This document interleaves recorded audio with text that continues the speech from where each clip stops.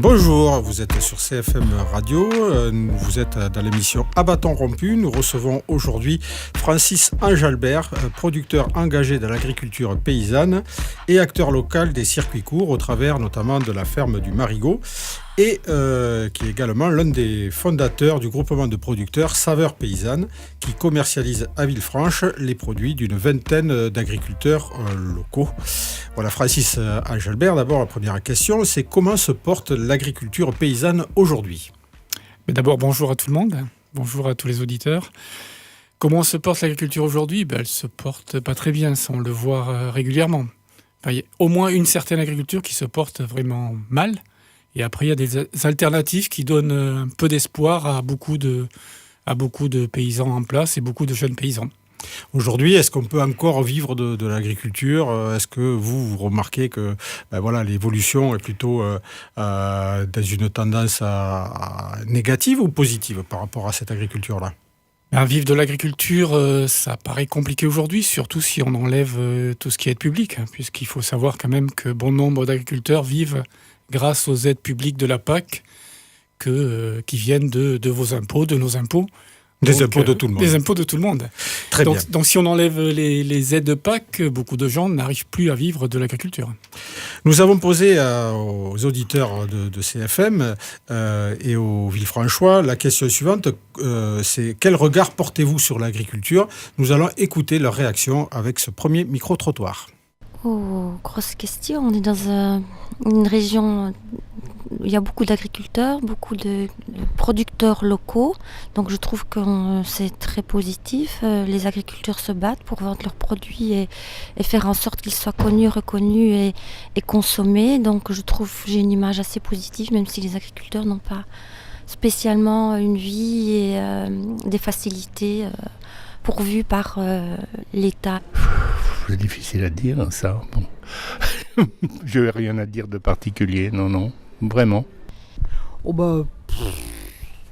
Alors là, franchement, moi, ça me fait pas trop envie. Et ce que l'on voit, voilà, il y a trop de transport, ça vient pas... Moi, je supporte pas, moi, l'Espagne, etc. Je supporte pas, moi, ça.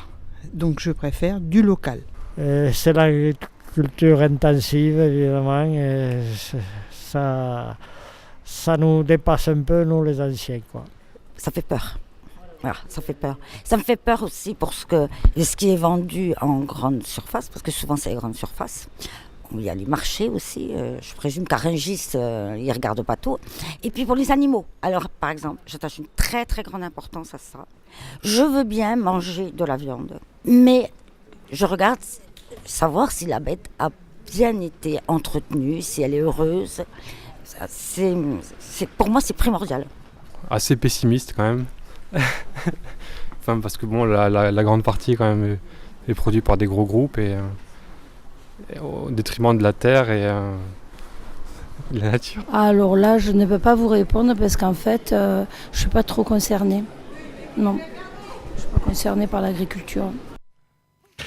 Alors bon, des avis extrêmement contrastés, mais il y a des mots forts quand même, inquiétude, peur par rapport à ce qu'on peut retrouver dans l'alimentation.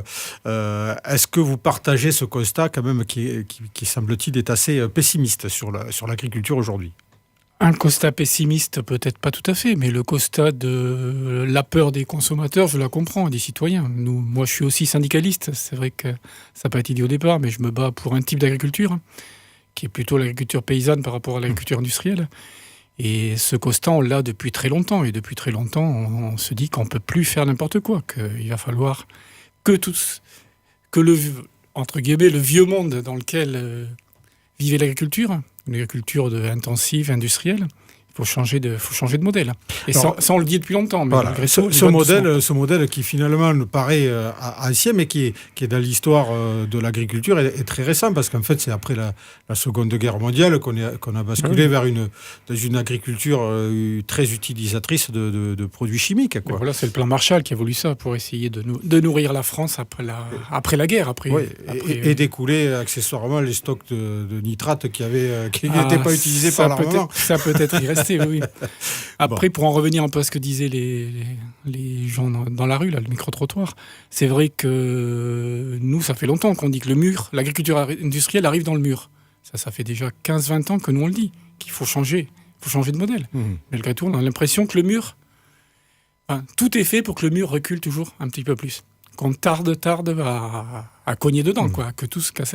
Justement, alors il y avait des échéances, on a beaucoup médiatisé la problématique du glyphosate. Bon, il y avait un objectif, c'était d'en sortir le plus rapidement possible. Là, il y a une espèce de moratoire sur 3 ans. Est-ce que ça vous satisfait, vous, à titre d'agriculteur engagé dans une démarche un petit peu alternative, ou est-ce que finalement il faut en passer par là, parce que sinon, de toute façon, on ne peut pas s'en passer comme ça du jour au lendemain? Il y a les deux réponses sont possibles, hein, à titre individuel et à titre de tous les paysans qui travaillent dans le même sens que moi. Je pense qu'on ne peut pas être satisfait de ça. Le glyphosate, il est probablement cancérigène. Il n'a aucune raison d'être répandu sur des champs. Après, si on titre... dans une démarche un peu plus pédagogique et politique, il faut peut-être... l'annonce a été faite il y a pas très longtemps. Peut-être il faut un peu de temps pour que d'autres pratiques se mettent en place, même si on les connaît, et malgré ce que dit le ministère, elles existent. Oui, parce que voilà, vous utilisez du glyphosate, non, évidemment, ça non. fait 25 ans qu'on n'utilise plus de pesticides, et le glyphosate... Donc vous en passez très bien, et c'est possible de s'en passer. Oui, mais dans un modèle d'agriculture. Un modèle d'agriculture paysanne, où on fait des rotations sur nos parcelles. Voilà, c'est on revient à l'agriculture telle qu'elle s'est pratiquée auparavant, c'est-à-dire avec une certaine intelligence et avec une manière d'écouter un petit peu aussi les sols et pas faire pousser n'importe quoi sur n'importe quel sol, quoi. Tout à fait, mais l'agriculture biologique, c'est un peu ça. Hein.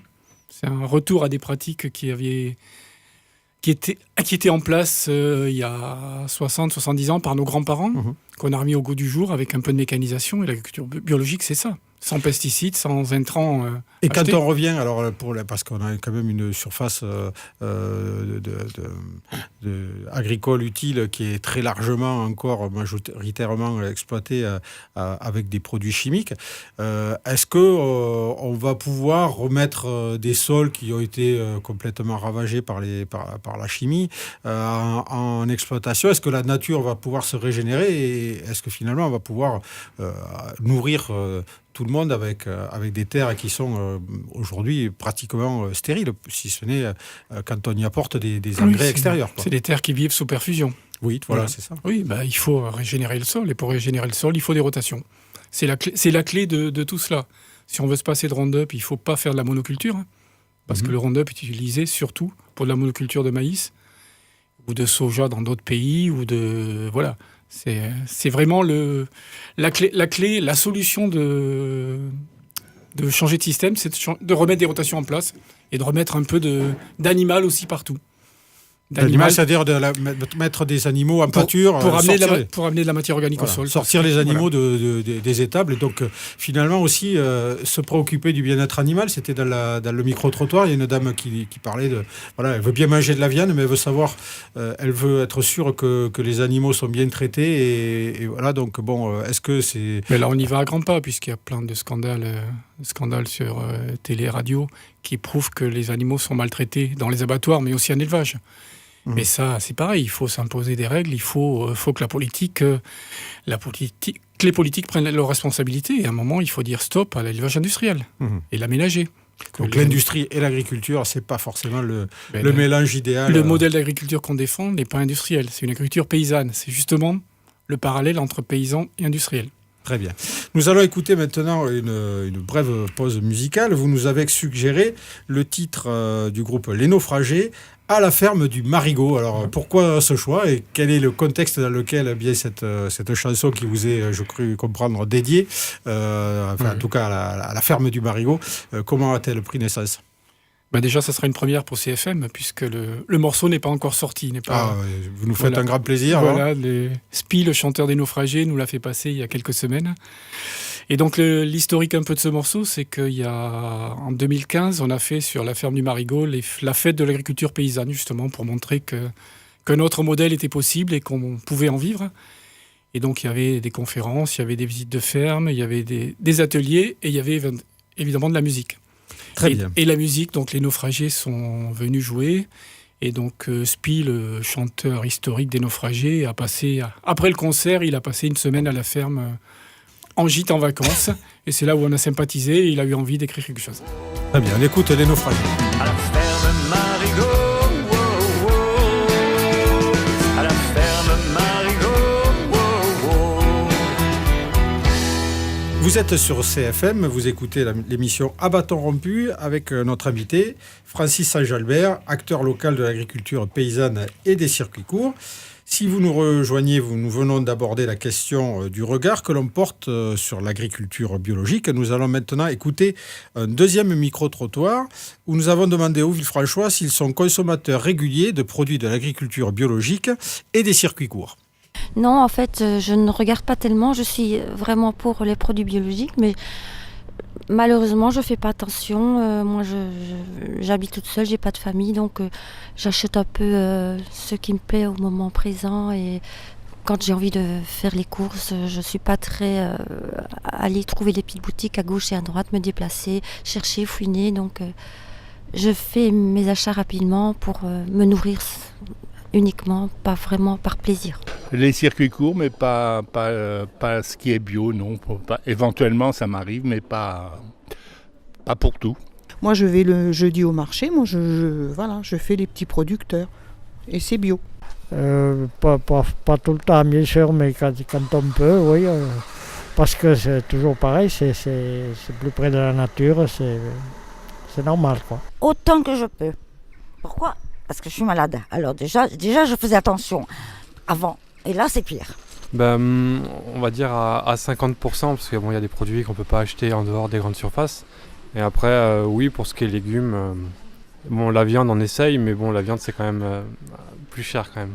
Oui, là, alors tout à fait, parce que premièrement, je privilégie ce qui est local, tous les petits producteurs. Voilà, et après j'évite d'acheter en grande surface tout ce qui est produit, disons les produits de la consommation journalière, quoi, tout ce qui est œufs, légumes, viande, fromage, voilà.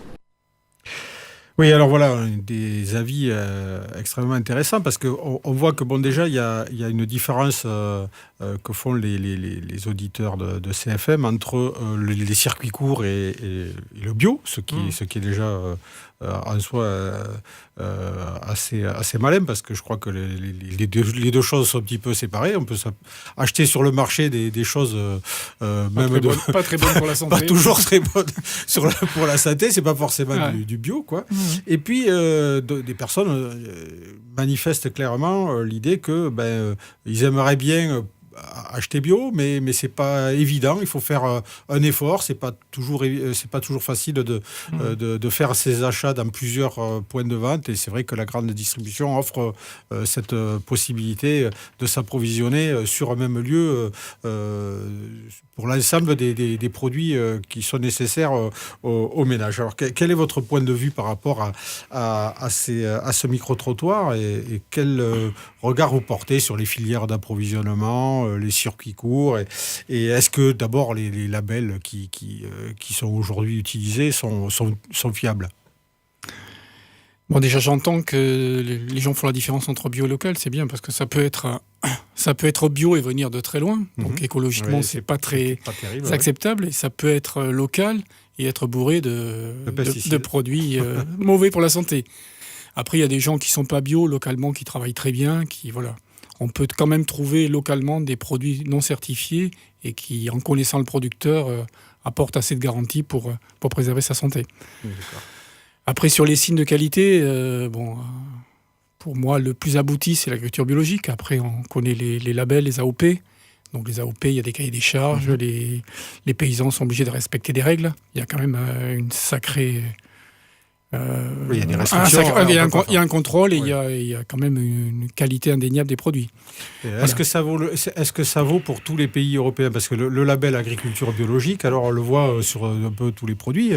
Est-ce que c'est la même rigueur pour tout le monde? Et est-ce que il faut se méfier quand même de certaines provenances? Alors sur le label bio européen, le label était par pays jusqu'en 2008 et depuis 2008, il y a eu une harmonisation européenne.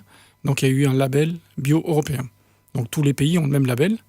Par contre, tout dépend après de la façon dont c'est certifié par pays. En France, c'est des organismes de certification qui sont nationaux. Et par exemple, en Espagne, c'est des organismes de certification qui sont régionaux. D'accord. Et Donc un peu plus près un peu plus près, mais avec des exigences des fois un peu plus adaptées à la région. Donc le problème est surtout des organismes de certification. Et même en France, il y a 7-8 organismes de certification qui peuvent faire des contrôles. Et tous n'ont pas les mêmes exigences. Même s'il y a un cahier des charges, après il y a l'interprétation du cahier des charges.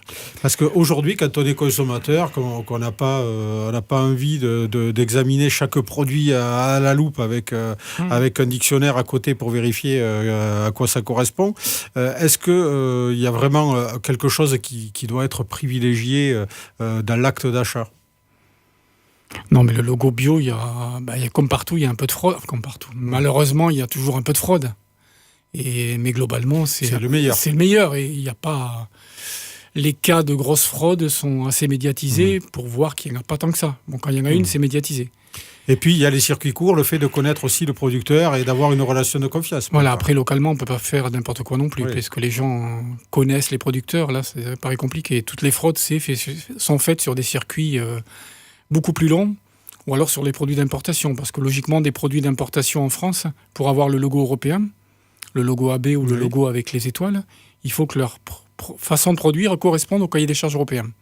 C'est-à-dire qu'il y a des organismes certificateurs comme Ecocer en France qui va certifier en Amérique du Sud, qui va certifier en Afrique, pour être sûr que le produit importé avec le logo européen correspond à notre cahier des charges. Et là, sur le marché, sur le marché, par exemple, une personne disait oui, je m'approvisionne sur le marché, c'est des meilleurs produits. Alors, certainement au niveau de la fraîcheur et tout ça, mais il n'y a aucune exigence et aucune garantie de qualité par rapport sur le produit, non, à part si on affiche un logo AB ou un logo. Il y a le logo Nature et Progrès aussi qui est très présent ici, qui est sur c'est un logo privé qui n'est pas reconnu par l'État. Mais par contre qui est assez contraignant, qui a quasiment les mêmes règles, voire des fois plus contraignantes que le logo AB. Donc là, on peut faire confiance. Après, les gens sur le marché qui vous disent moi, c'est presque bio ou moi, je travaille en agriculture raisonnée. Oui, on ne sait pas. Voilà, on ne sait pas à quoi ça correspond. Ça peut être très bien, mais ça peut aussi être de l'arnaque. Moi, je me méfie toujours un peu. Très bien.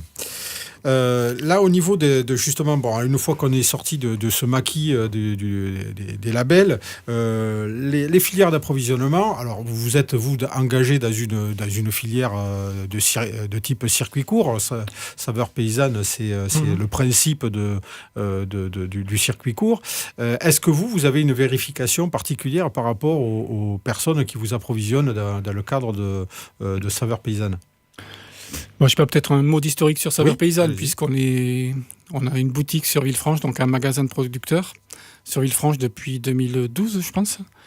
Et donc, au départ, on était une dizaine de producteurs à essayer de commercialiser ensemble. Et ce qu'on faisait tous les étés, on faisait des marchés paysans en tournant sur les fermes, histoire d'ouvrir nos fermes, de montrer aux gens qui venaient comment on produisait, et puis de finir par un marché et un repas convivial. Et donc, le but de ces marchés qu'on a fait pendant peut-être une dizaine d'années, c'était de fédérer un groupe pour ouvrir un point de vente collectif, puisque c'est ainsi qu'on appelle un magasin de producteurs. Donc, ça a été fait en 2012. On est 20 producteurs, 23 associés pour le moment. Donc, on se connaît tous. Normalement, on a tous été visités par les uns ou par les autres. On sait tous comment on travaille. Et puis, dans le magasin, il y a une fiche par producteur qui situe la ferme, qui la présente et qui explique nos façons de travailler. Donc là, c'est à peu près clair. Et vous êtes tous engagés dans une filière bio ou pas? Non, pas par forcément. contre, le magasin, le point de vente collectif n'est pas labellisé bio. N'est pas labellisé bio. Ça, c'est une volonté qu'on a eue. On a un cahier des charges, on a une charte très précise qui interdit certaines pratiques comme les OGM et comme l'utilisation systématique de pesticides. Et donc, tous les gens qui sont au magasin sont engagés sur cette charte, tous les associés.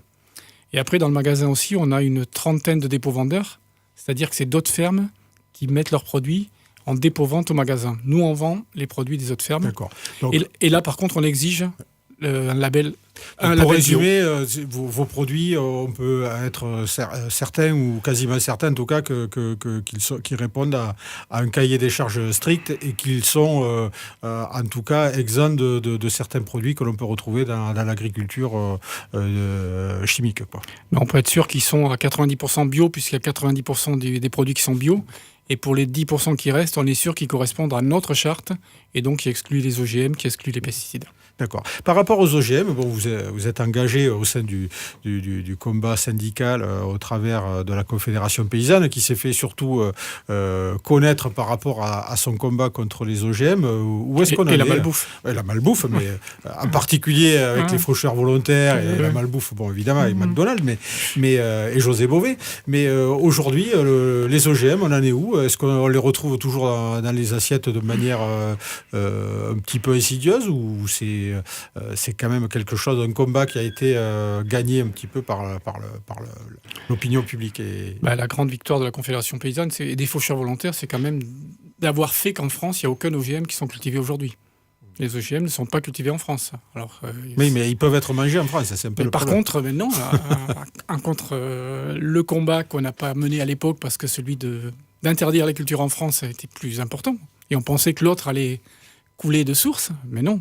Par contre, les OGM arrivent indirectement chez nous, par le soja brésilien ou argentin. Qui alimente notre bétail. Qui alimente nos animaux, donc nos vaches laitières et nos bovins viande, et qui se retrouvent après dans les produits qu'on consomme.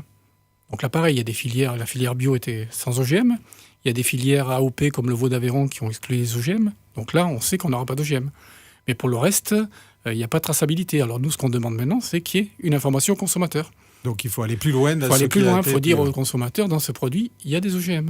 Oui, parce que pour l'instant, voilà, c'est pas mentionné. Non, c'est pas mentionné.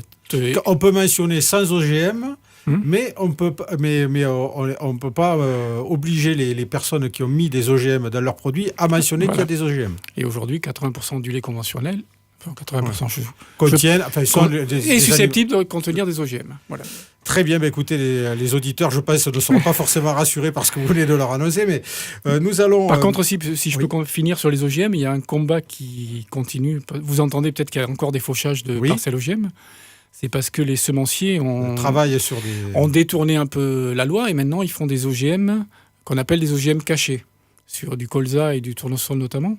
C'est-à-dire que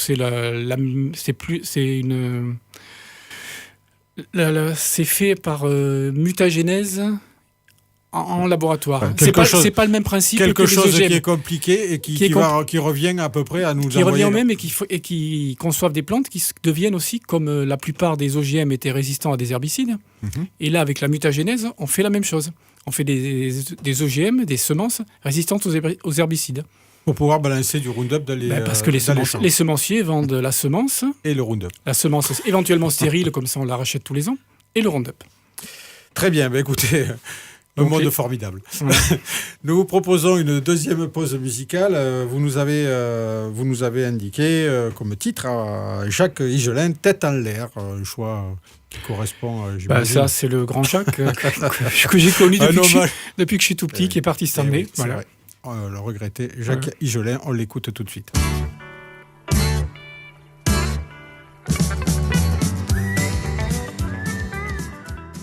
Vous êtes sur CFM Radio, vous écoutez l'émission À bâton rompu avec notre invité Francis Enjalbert. Si vous nous rejoignez, nous venons de parler des filières, de la vente directe et des labels en agriculture biologique. Nous allons maintenant parler du prix des produits locaux et en agriculture biologique. Nous allons écouter un premier micro-trottoir donc, où nous avons posé la question « Trouvez-vous normal de payer plus cher les produits locaux fournis par les agriculteurs de votre territoire ?»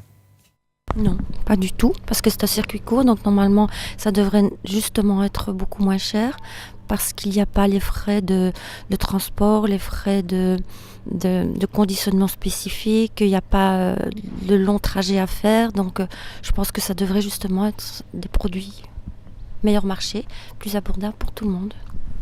Moi, je les trouve moins chers. Vraiment. Moi-même, jusqu'au lait, je prends. Voilà. Et voilà, il faut aider, il faut privilégier tous ces gens-là. Voilà. Oui, là, je ne sais pas. Là, c'est des questions d'argent, je vois. Il faudrait une étude plus poussée pour prouver que c'est moyen, que ça coûte plus cher, je ne sais pas. Oui, parce que déjà, c'est du travail dur à la tâche. Et c'est fini, tous les champs de salade qu'on voyait avant, qui étaient revendus à la grande distribution et qui ne leur apportaient rien. Et c'est pour ça que je suis pour. Voilà. J'en connais qui le font d'ailleurs. Oui, c'est normal, il faut les encourager à produire des bons produits. J'estime qu'ils ont fourni un certain travail et la qualité se paie. Alors la qualité, ça se paie. C'est en tout cas la réaction d'une de nos auditrices. Est-ce que vous êtes d'accord avec le fait que voilà, les produits locaux doivent être plus chers que les produits qui nous viennent d'autres circuits de distribution? D'abord, est-ce que ça se vérifie dans les faits ou pas? Quel est votre point de vue? Moi, je pense que les produits locaux doivent permettre de rémunérer la personne qui a produit, qui a travaillé de ses mains pour produire ces denrées-là. Donc le prix est parfois élevé quand il y a beaucoup de temps y passer, élevé, enfin, tout est relatif.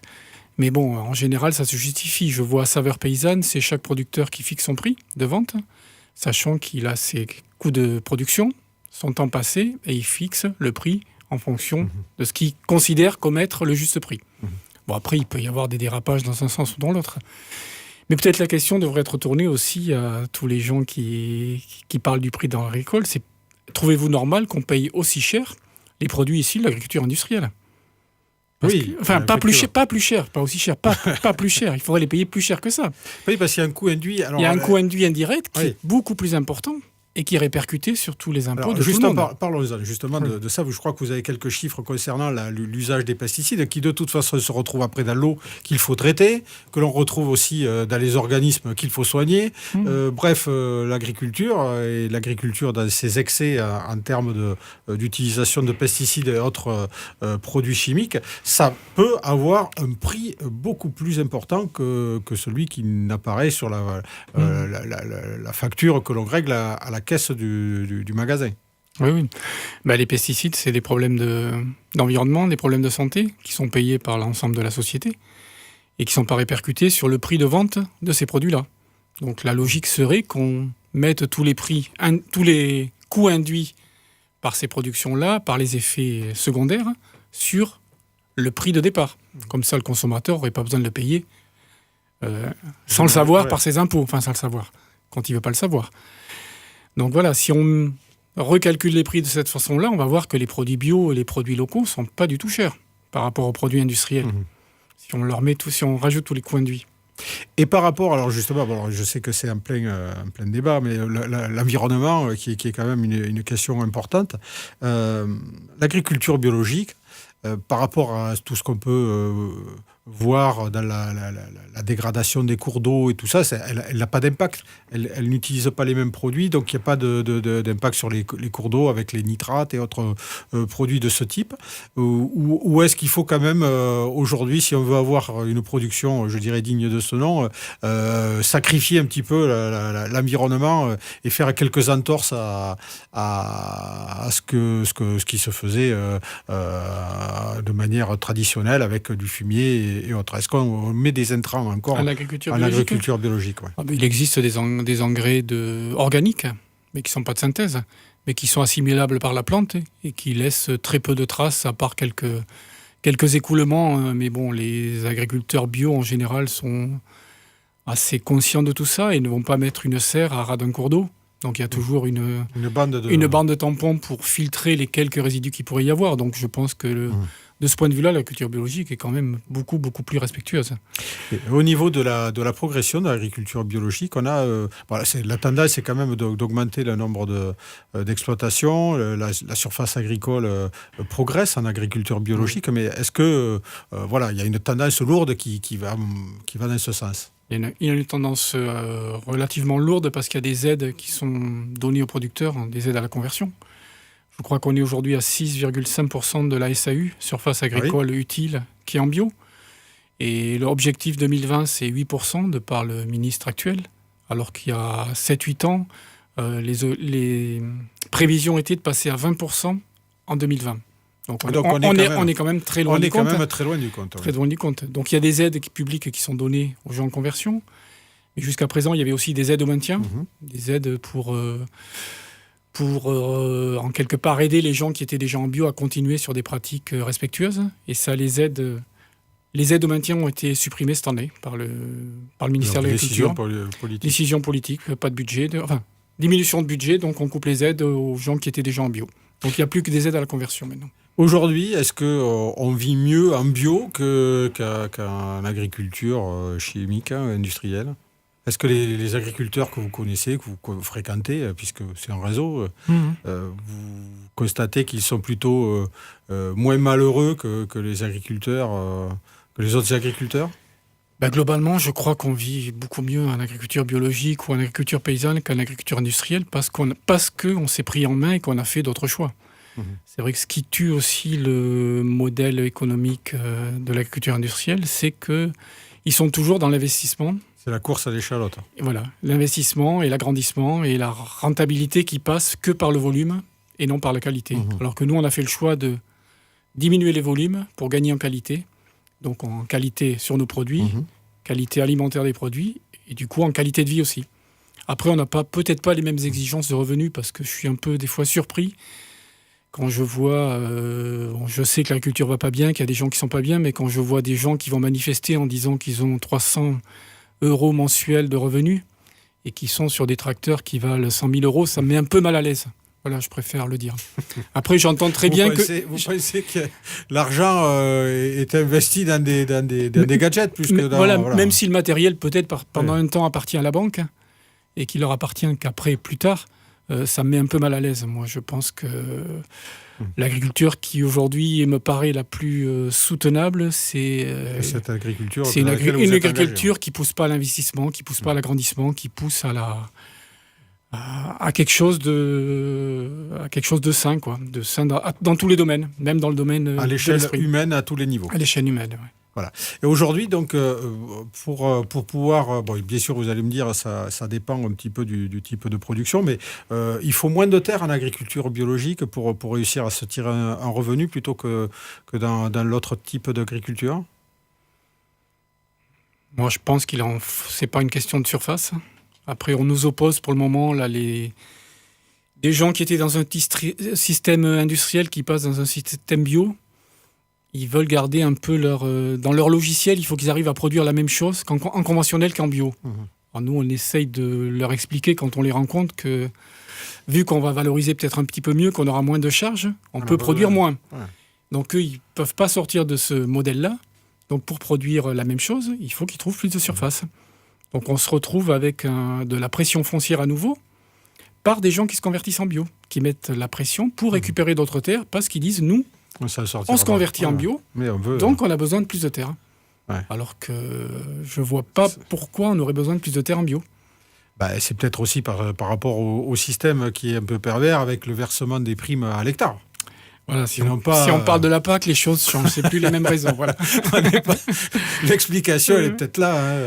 Oui, si on parle de la PAC, là, c'est pareil. Parce qu'on parle de prix agricole et de prix de vente des produits, c'est vrai que si tous nos petits... dans le magasin de producteurs, sur les 23 associés qu'on est, on doit être une petite moitié à toucher des aides PAC. Tous les autres ne touchent pas un centime d'aide PAC. Tous les maraîchers, tous les arboriculteurs, en petits fruits, surtout les maraîchers. Donc ils n'ont pas 1 € de PAC.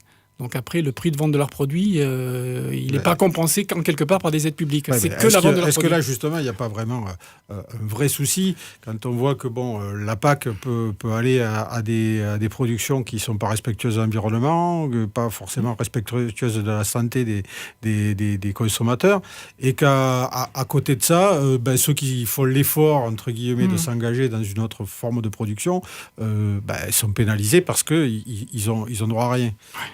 La Confédération, alors là, parce que là, je fais peut-être vibrer un peu la fibre syndicaliste, mais la Confédération, là, elle ne monte pas au créneau par rapport à ce genre de... On se bat tous les jours contre ça. Nous, on est en pleine campagne justement professionnelle. Il y a des élections chambre d'agriculture en janvier. Et donc, un de nos slogans actuels, c'est une PAC pour tous. Parce qu'il y a 20 à 30% des paysans aujourd'hui qui ont 0 centime de la PAC. Et il y a 20% des agriculteurs en place qui touchent 80% des aides. Donc là, dans le gaspillage d'argent public, on ne fait pas mieux. Hein. Oui, ce sont souvent, on le sait, pas forcément ceux qui en ont le plus besoin qui touchent ces aides. Donc voilà, nous on se bat là-dessus pour une meilleure répartition de la PAC et pour qu'il y ait une aide PAC aux travailleurs. C'est-à-dire à partir du moment où il y a quelqu'un qui choisit d'être paysan, de s'installer sur une ferme, qu'il ait droit à un minimum d'aide publique. Un salaire, un demi-salaire, j'en sais rien, le montant, mais qu'il ait une reconnaissance de l'État pour ces pratiques qui vont, dont tout le monde va pouvoir profiter aussi, que ce soit sur l'environnement, sur le paysage. Voilà, parce que l'agriculteur, il n'a pas qu'une fonction de production. Il a aussi une fonction d'aménagement du territoire et d'aménagement paysager aussi, et entretien de ce qu'on appelle la nature, mais qui est la campagne, quoi. Oui, après la PAC, c'est difficile de faire bouger parce que les gens qui ont le plus d'aide, qui sont les mieux lotis par la PAC, ce sont ceux qui votent les lois. Qui sont le plus proches des pouvoirs, donc, et de tous les pouvoirs, quels qu'ils soient. Ouais. Très bien, écoutez, on va faire une nouvelle pause musicale. Avant de passer à la dernière partie de notre émission, on vous posera des questions des auditeurs et des internautes via notre partenaire, la Minute Villefranchoise. Au rang des partenariats, il faut aussi citer Jean-François Vernet du studio Vernet, grâce auquel notre émission est filmée et sera disponible sur la chaîne YouTube de À Bâton Rompu. Voilà, vous nous avez choisi de nous proposer les Barbeaux, le café des gens, titre Le Café des gens. Pourquoi les Barbeaux ? Pourquoi les Barbeaux ? C'est aussi du local, les Barbeaux, je crois qu'ils sont de Montpellier ou de par là. Bon, je les ai vus, on va faire un peu de pub au Camping des Étoiles plusieurs fois. À Najac, voilà. J'ai des copains aussi à Caplong, et le Café des gens, c'est le petit café qui est dans Caplong, sur le Lévézou. Donc le propriétaire du café s'appelle Jean-Marc Desjans. Et donc, il n'a pas le temps de tenir son café. Il est paysan, il a plein de boulot, il a plein d'investissements ailleurs. Donc, il a laissé son café ouvert. Il y a des boissons au bar. Il y a une caisse sous le comptoir. et les gens rentrent, boivent un coup, seuls ou à plusieurs, mettent l'argent et repartent. Génial. Voilà, génial. Et puis, je trouvais que le café, moi, j'aime bien les cafés, j'aime bien aller dans les bars parce qu'il se passe plein de choses dans les bars. Et puis, c'est un lieu social indispensable dans nos campagnes. Eh bien, on écoute les Barbeaux, le Café des gens.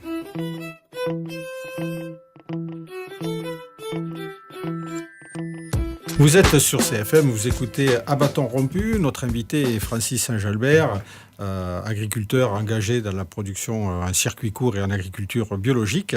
Nous allons aborder maintenant la dernière partie de l'émission avec des questions d'auditeurs et d'internautes. Nous écoutons la première question qui nous a été envoyée. Bonjour, que pensez-vous de l'agroécologie ? L'agroécologie. Alors, question vaste débat. Je suis paysan aussi, pas agriculteur. Accessoirement. Oui. Non, l'agroécologie, oui, c'est un joli mot pour... faut savoir ce qu'on met derrière, c'est tout. Après, c'est très vaste, l'agroécologie, mais c'est des changements de pratique quand même. C'est une alternative à l'agriculture industrielle, l'agroécologie. Après, on peut y mettre plein de choses derrière. C'est un mot quand même qui, sur le plan sémantique, allie l'agriculture et l'écologie. Ça les réconcilie. On va dire dans un même mot, mais bon, effectivement. Après, que mettons derrière ?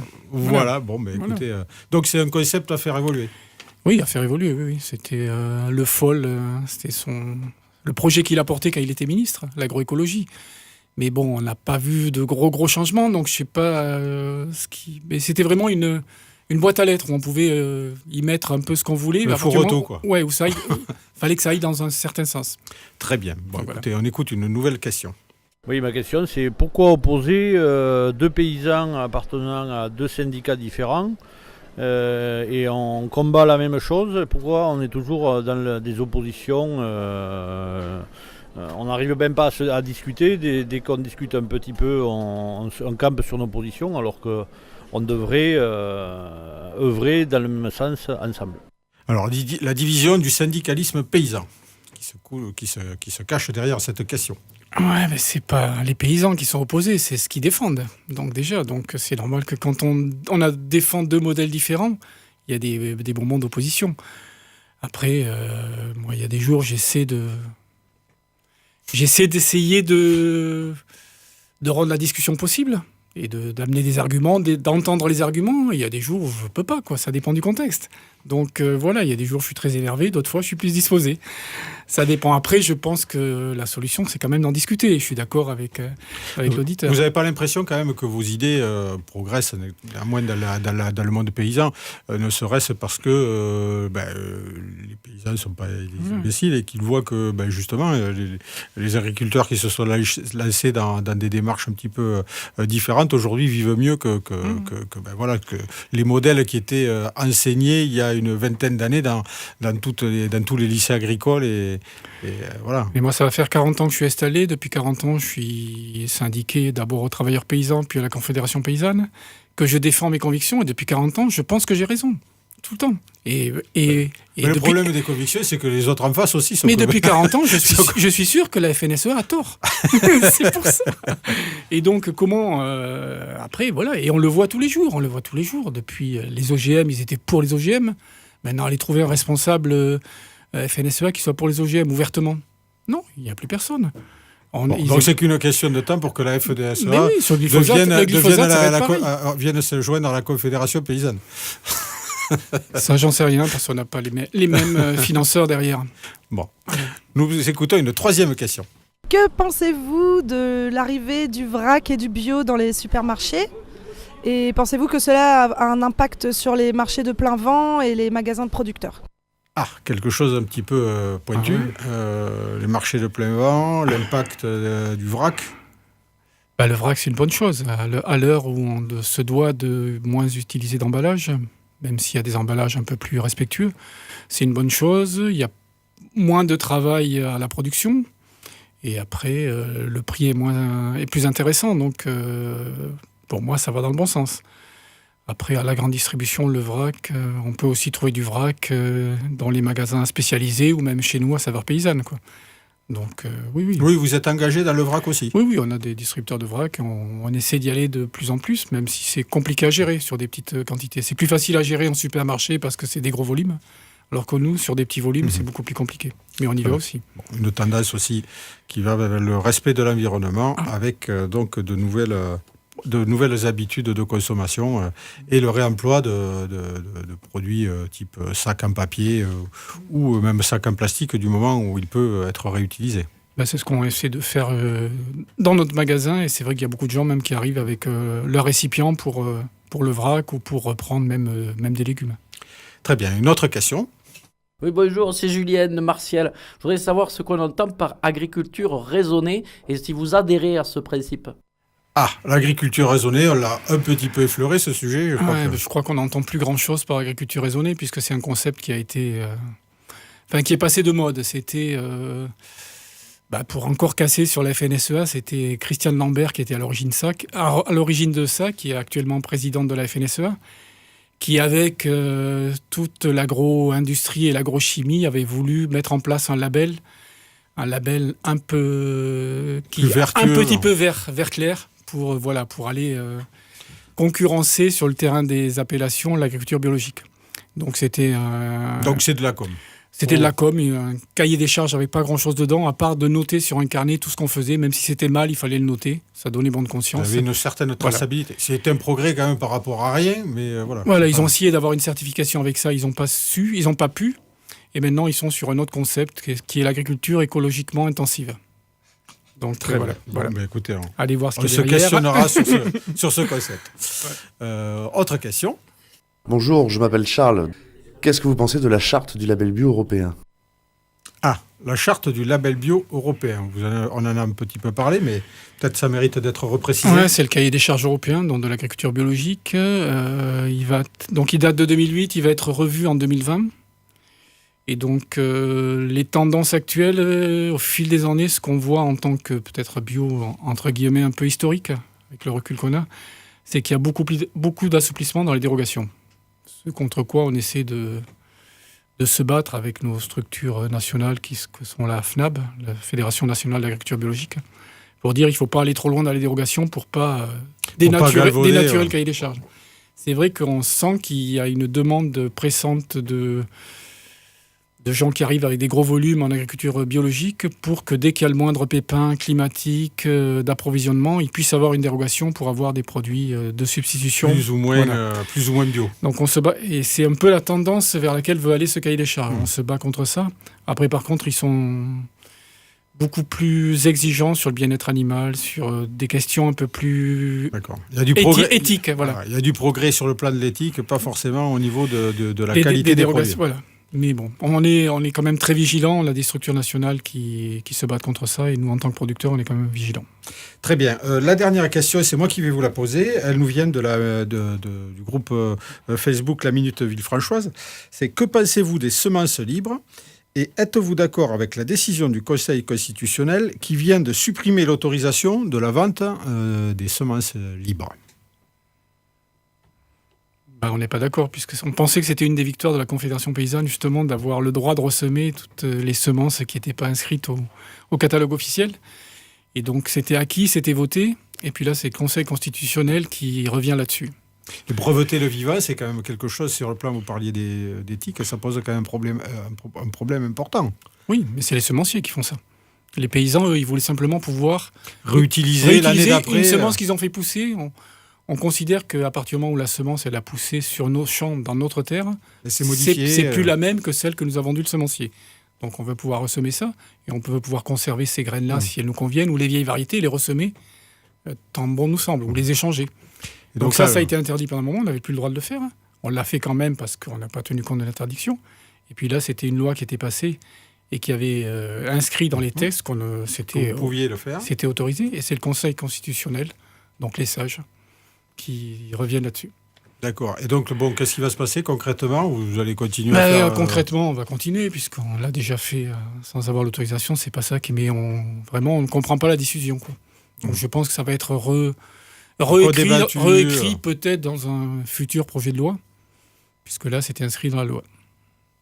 Très bien, merci beaucoup Francis d'avoir été notre invité de cette émission. Donc à bâton rompu, une émission réalisée en partenariat avec CFM, Le Villefranchois, La Minute Villefranchoise et le studio Vernet, Camara à Villefranche-de-Rouergue, rue de la République. Nous allons nous quitter avec la dernière proposition musicale que vous nous avez faite, à savoir le groupe HK et les Saltimbanques, avec le titre « Sans haine, sans armes, sans violence ». C'est quelque chose qu'on a retrouvé écrit sur quelques murs de banque, me semble-t-il, à Nice, il y a déjà une trentaine d'années. Quel est le propos derrière ce choix ? Moi, je connais un petit peu Kadour Haddadi, là, qui est quand même un chanteur militant, engagé, humaniste, poète aussi, puisqu'il écrit de super belles chansons. Et le propos de ce morceau date d'il y a 3-4 ans, quoi. C'est pas les derniers albums. Donc c'est comment un peu changer la société sans en venir aux mains, quoi, un peu. Et c'est ce qu'on vit un peu ces jours-ci, quoi. C'est un sujet très actuel. Très actuel. Donc c'était pour ça un clin d'œil aussi au sujet actuel. Et aux Gilets jaunes. Aux Gilets jaunes qui apporte un souffle nouveau sur la démocratie, me semble. Voilà. Très bien. On écoute le groupe HK et les Saltimbanques. Sans haine, sans armes et sans violence, de résistance en désobéissance. C'est une évidence, nos vies n'ont plus aucun sens depuis que nos rêves sont indexés sur le prix de l'essence. C'est une évidence, nos vies n'ont plus aucun sens depuis que nos rêves sont indexés sur le prix de l'essence.